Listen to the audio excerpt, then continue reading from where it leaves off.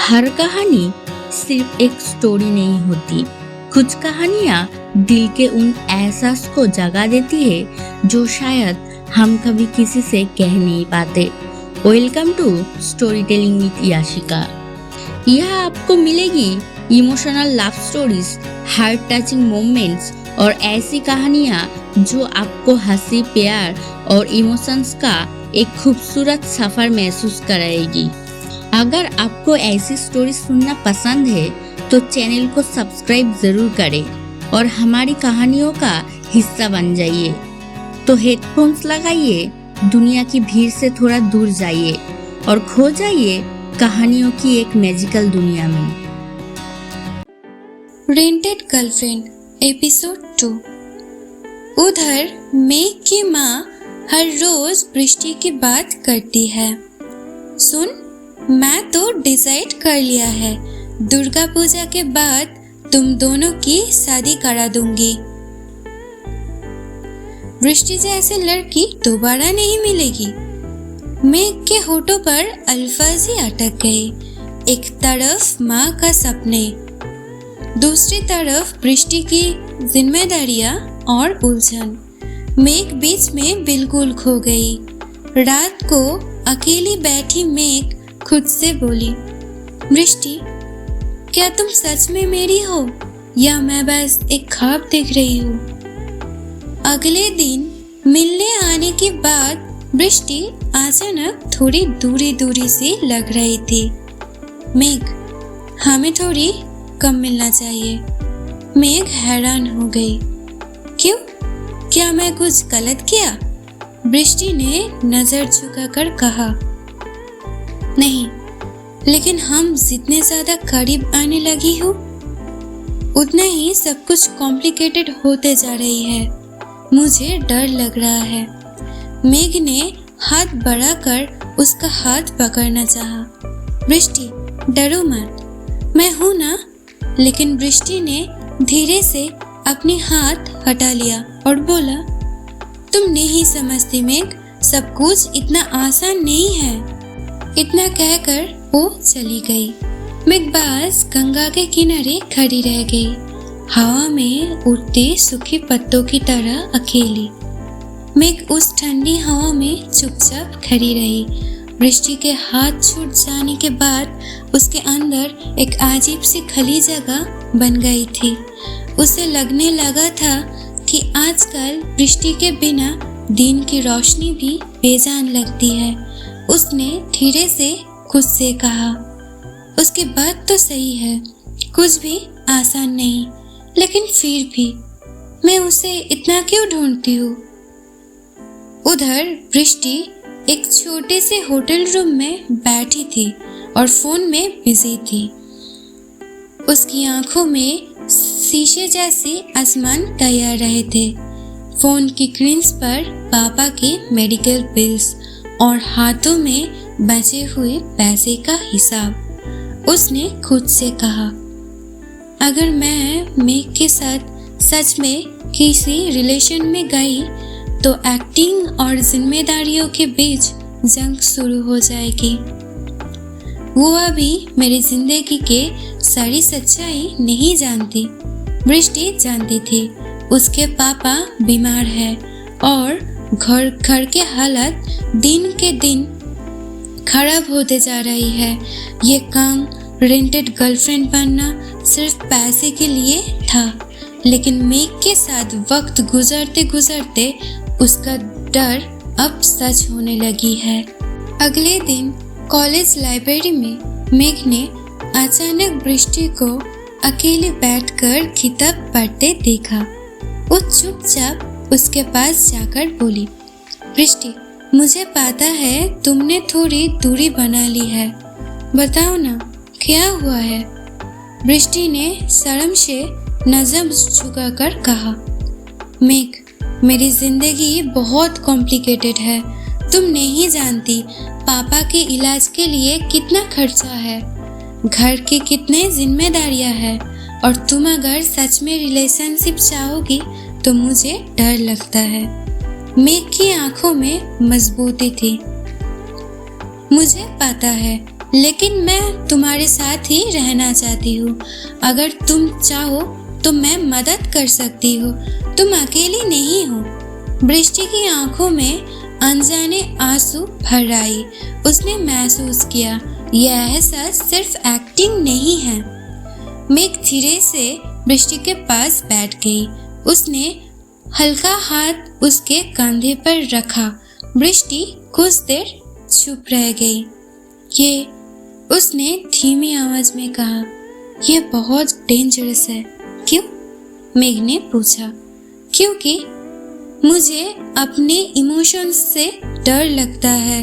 मुझे पता है तुम मेरे लिए अच्छी हो, लेकिन रियलिटी बहुत मुश्किल है। मेघ ने उसके हाथ मजबूती से पकड़कर कहा, बृष्टि डरो मत, हम एक दूसरे को समझ लेंगे।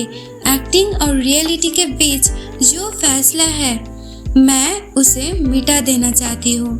पहली बार बृष्टि की आंखों में भरोसे की हल्की सी चमक दिखती, जैसे उसके दिल का बोझ थोड़ी हल्की हो गई है। लेकिन खुशी हमेशा टिकती नहीं। कॉलेज के एग्जाम्स करीब आ गए। मेघ पढ़ाई में बिजी हो गई और बृष्टि भी ट्यूशन्स और पापा के इलाज की जिम्मेदारियों में उलझ गई। मिलना कम हो गया। अगले दिन कॉलेज लाइब्रेरी में मेघ ने अचानक बृष्टि को अकेले बैठकर किताब पढ़ते देखा। वो चुपचाप उसके पास जाकर बोली, बृष्टि मुझे पता है तुमने थोड़ी दूरी बना ली है, बताओ ना क्या हुआ है। बृष्टि ने शर्म से नजर झुकाकर कहा, मेघ मेरी जिंदगी बहुत कॉम्प्लिकेटेड है। तुम नहीं जानती पापा के इलाज के लिए कितना खर्चा है, घर की कितनी जिम्मेदारियां हैं, और तुम अगर सच में रिलेशनशिप चाहोगी तो मुझे डर लगता है। मेघ की आंखों में मजबूती थी। मुझे पता है, लेकिन मैं तुम्हारे साथ ही रहना चाहती हूँ। अगर तुम चाहो तो मैं मदद कर सकती हूँ। तुम अकेली नहीं हो। बृष्टि की आंखों में अनजाने आंसू भर आई। उसने महसूस किया यह एहसास सिर्फ एक्टिंग नहीं है। मेघ धीरे से बृष्टि के पास बैठ गई। उसने हल्का हाथ उसके कंधे पर रखा। बृष्टि कुछ देर चुप रह गई। ये, उसने धीमी आवाज में कहा, यह बहुत डेंजरस है। क्यों? मेघ ने पूछा। क्योंकि मुझे अपने इमोशंस से डर लगता है। मुझे पता है तुम मेरे लिए अच्छी हो, लेकिन रियलिटी बहुत मुश्किल है। मेघ ने उसके हाथ मजबूती से पकड़कर कहा, बृष्टि डरो मत, हम एक दूसरे को समझ लेंगे। एक्टिंग और रियलिटी के बीच जो फैसला है, मैं उसे मिटा देना चाहती हूँ। पहली बार बृष्टि की आंखों में भरोसे की हल्की सी चमक दिखती, जैसे उसके दिल का बोझ थोड़ी हल्की हो गई है। लेकिन खुशी हमेशा टिकती नहीं। कॉलेज के एग्जाम्स करीब आ गए। मेघ पढ़ाई में बिजी हो गई और बृष्टि भी ट्यूशन्स और पापा के इलाज की जिम्मेदारियों में उलझ गई। मिलना कम हो गया। अगले दिन कॉलेज लाइब्रेरी में मेघ ने अचानक बृष्टि को अकेले बैठकर किताब पढ़ते देखा। वो चुपचाप उसके पास जाकर बोली, बृष्टि मुझे पता है तुमने थोड़ी दूरी बना ली है, बताओ ना क्या हुआ है। बृष्टि ने शर्म से नजर झुकाकर कहा, मेघ मेरी जिंदगी बहुत कॉम्प्लिकेटेड है। तुम नहीं जानती पापा के इलाज के लिए कितना खर्चा है, घर की कितनी जिम्मेदारियां हैं, और तुम अगर सच में रिलेशनशिप चाहोगी तो मुझे डर लगता है। मेघ की आंखों में मजबूती थी। मुझे पता है, लेकिन मैं तुम्हारे साथ ही रहना चाहती हूँ। अगर तुम चाहो तो मैं मदद कर सकती हूँ। तुम अकेली नहीं हो। बृष्टि की आंखों में अनजाने आंसू भर आई। उसने महसूस किया यह एहसास सिर्फ एक्टिंग नहीं है। मेघ धीरे से बृष्टि के पास बैठ गई। उसने हल्का हाथ उसके कंधे पर रखा। बृष्टि कुछ देर चुप रह गई। ये, उसने धीमी आवाज में कहा, ये बहुत डेंजरस है। क्यों? मेघ ने पूछा। क्योंकि मुझे अपने इमोशंस से डर लगता है। मुझे पता है तुम मेरे लिए अच्छी हो, लेकिन रियलिटी बहुत मुश्किल है। मेघ ने उसके हाथ मजबूती से पकड़कर कहा, बृष्टि डरो मत, हम एक दूसरे को समझ लेंगे। एक्टिंग और रियलिटी के बीच जो फैसला है, मैं उसे मिटा देना चाहती हूँ। पहली बार बृष्टि की आंखों में भरोसे की हल्की सी चमक दिखती, जैसे उसके दिल का बोझ थोड़ी हल्की हो गई है। लेकिन खुशी हमेशा टिकती नहीं। कॉलेज के एग्जाम्स करीब आ गए। मेघ पढ़ाई में बिजी हो गई और बृष्टि भी ट्यूशन्स और पापा के इलाज की जिम्मेदारियों में उलझ गई। मिलना कम हो गया। लोग कहेंगे हमारा रिश्ता किराए का है। मैं नहीं चाहती हूँ किसी को कोई तकलीफ हो। मेघ ने उसके हाथ पकड़कर कहा, किराया हो या एक्टिंग, इन सब बातों के क्या मतलब। हमारे लिए जो जरूरी है वही सबसे बड़ा सच है। एक शाम नदी के किनारे हवा चल रही थी। मेघ ने धीरे से कहा, बृष्टि मुझे पता है तुम डर रही हो, लेकिन मैं चाहती हूँ तुम मुझ पर भरोसा रखो। कॉन्ट्रैक्ट खत्म हो जाए तब भी मैं तुम्हारे साथ दोस्त बनकर रहूंगी। बृष्टि कुछ देर चुप रही, फिर धीरे से उसके हाथ मेघ के हाथ में मिला। आंखों में नमी थी, होठों पर थी एक हल्की सी मुस्कान, लेकिन सुकून ज्यादा तक टिक नहीं पाए। कॉलेज की एक दोस्त की बुरी बात, परिवार की प्रेशर, पापा की तबीयत, सब मिलकर बृष्टि को और बेचैन करने लगा। एक दिन मेघ ने पूछा, बृष्टि क्या तुम चाहती हो कि लोगों की तरह हमारी रिश्ता भी सच बन जाए? बृष्टि कुछ देर चुप रही, फिर शक चेहरा बनाकर बोला, नहीं, मैं नहीं चाहती हूँ, और वही सबसे मुश्किल है। मेघ ने भी अपने दिल को संभलकर कहा, अगर तुम नहीं चाहती तो कभी कुछ जबरदस्ती नहीं होगी। हम सिर्फ संभल लेंगे, दोस्त बनकर। बृष्टि हल्की सी मुस्कुराकर बोली, ठीक है, हम कोशिश करते हैं। उस शाम दोनों नदी के किनारे चुपचाप बैठी थी। डूबते सूरज की रोशनी पानी पर चमक रही थी। दोनों जानते थे कि आगे और भी तूफान आएगा, लेकिन हाथ में हाथ डालकर वो हर मुश्किल का सामना करने के लिए तैयार थे। मेघ ने धीरे से मुस्कुराकर पूछा, बृष्टि क्या हम कभी एक दूसरे के हो सकते हैं? बृष्टि ने मेघ की आंखों में देखकर धीरे आवाज से जवाब दिया, ये कभी मुमकिन नहीं, क्योंकि हम एक कॉन्ट्रैक्ट में बंधे हुए हैं। अगली सुबह कॉलेज के बाहर हल्की सी धूल थी। हवा धीरे धीरे चल रही थी। मेघ बार बार फोन चेक कर रही थी। तभी स्क्रीन पर बृष्टि का नाम चमका। मेघ, तुम आ सकती हो? पापा की तबीयत फिर खराब हो गई है। मेघ बिना सोचे रिक्शा में बैठकर उसके घर की तरफ निकल पड़ी। दिल में बस एक ही बात थी, अब समझ आ रहा है, रिश्ता सच हो या कॉन्ट्रैक्ट वाला, मुश्किल वक्त में साथ रहना ही असली मायने रखते हैं। बृष्टि हॉस्पिटल के केबिन में पापा के पास खड़ी थी। उसकी आंखों में चिंता साफ दिख रही थी। तभी मेघ उसके पास आकर खड़ी हो गई और धीरे से बोली, सब ठीक हो जाएगी, मैं हूं ना तुम्हारे साथ। ये सिर्फ अल्फाज नहीं थे, जैसे किसी ने उसके दिल को संभाल लिया हो। बृष्टि हल्की सी मुस्कुराकर बोली, हाँ मुझे पता है। कॉलेज लौटते वक्त कुछ दोस्तों की बातों ने बृष्टि के दिल फिर उदास कर दिया। तुम सच में उसके साथ हो या सब कुछ किराए की रिश्ता है? बृष्टि कुछ पल चुप रही, फिर धीरे से मेघ की तरफ देखा। मेघ ने उसके हाथ पकड़कर कहा, लोग जो कहना चाहती है कहने दो, उनकी बात में ध्यान मत दो।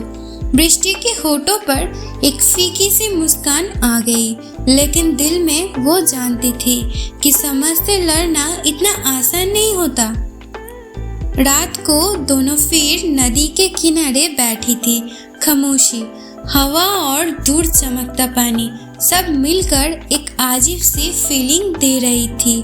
मेघ धीरे से बोली, बृष्टि मुझे पता है तुम डरती हो, लेकिन मुझे भरोसा करो, हम साथ मिलकर सब कुछ संभाल लेंगे, दोस्त बनकर। बृष्टि ने नजर झुकाकर कहा, मुझे पता है, लेकिन डर बहुत गहरा है।